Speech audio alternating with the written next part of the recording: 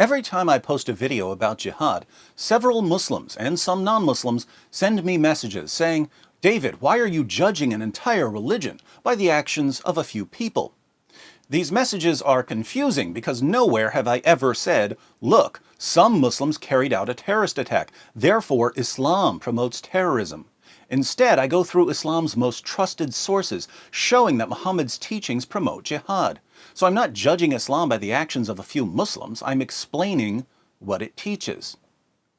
I can only assume that the people who tell me not to judge an entire religion by the actions of a few aren't saying this because they've thought carefully about any points I've made.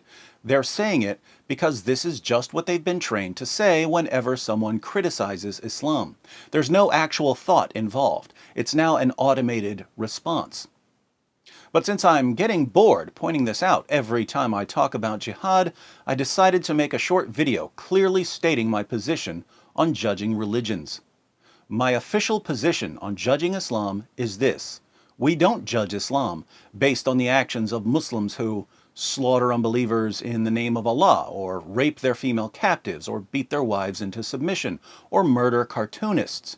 We don't judge Islam by ISIS, or Al-Qaeda, or the Taliban, or Boko Haram, or Al-Shabaab, or any of the other terrorist groups who want to violently subjugate the entire world to Islam.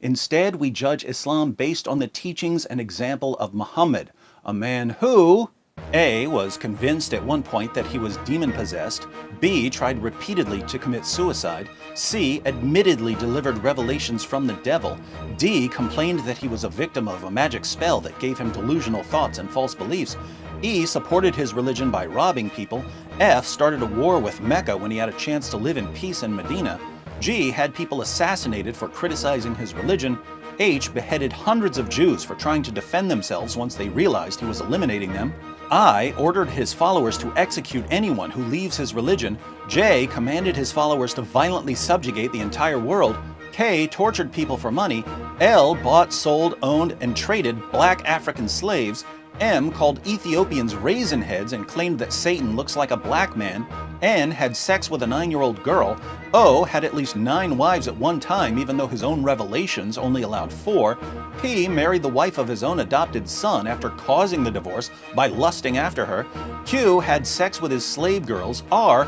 broke the promise he made to his wives that he would stop having sex with his slave girls after he got caught with a slave girl in the bed of his wife Hafsa, S. allowed his followers to rape their female captives, T. took the most beautiful captives back to his own tent, U. told his followers they could beat their wives into submission, V. declared that women are stupid and that their testimony is unreliable, W. promoted idolatrous pagan practices like kissing the black stone and bowing down to the Kaaba, X. repeated stories based on forgeries and passed them off as revelations from God, Y. portrayed God as deceptive and Jesus as a complete failure, and Z. has kept more people from knowing the true God than any other false prophet in history.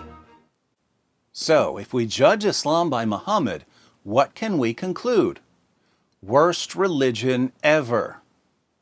But we need to be consistent here, which means that we shouldn't judge Christianity based on the actions of Christians who invented hospitals to care for the sick, invented orphanages to care for unwanted children, pioneered the Western education system by starting universities like Oxford, Cambridge, Harvard, Yale, and Princeton, led the scientific revolution, ended slavery in the West, and so on. We don't judge Christianity by all the Christians who changed the world.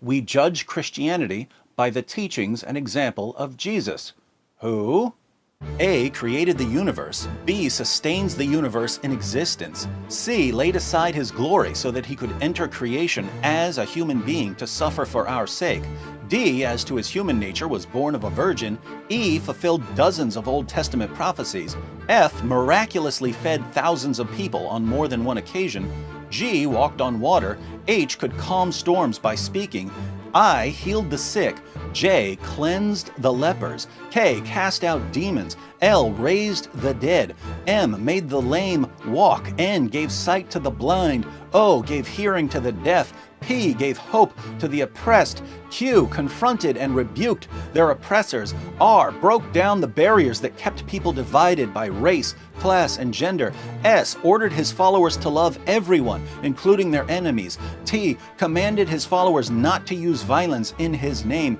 U endured torture and death for our sins. V told the Father to forgive those who crucified him. W rose from the dead. X gives us his righteousness so that we can know God. Y intercedes with the Father on our behalf. And Z will eventually judge the entire world. So, if we judge Christianity by Jesus, what can we conclude? Best message ever. To all the Muslims who sent me messages pointing out that we shouldn't judge Islam by the actions of Muslims, thank you for the comments. I agree with you completely. We don't judge religions by their adherents. We judge religions by their central figures and teachings. But now that we've judged Islam and Christianity by the teachings and example of Muhammad and Jesus, respectively, how's that working out for you?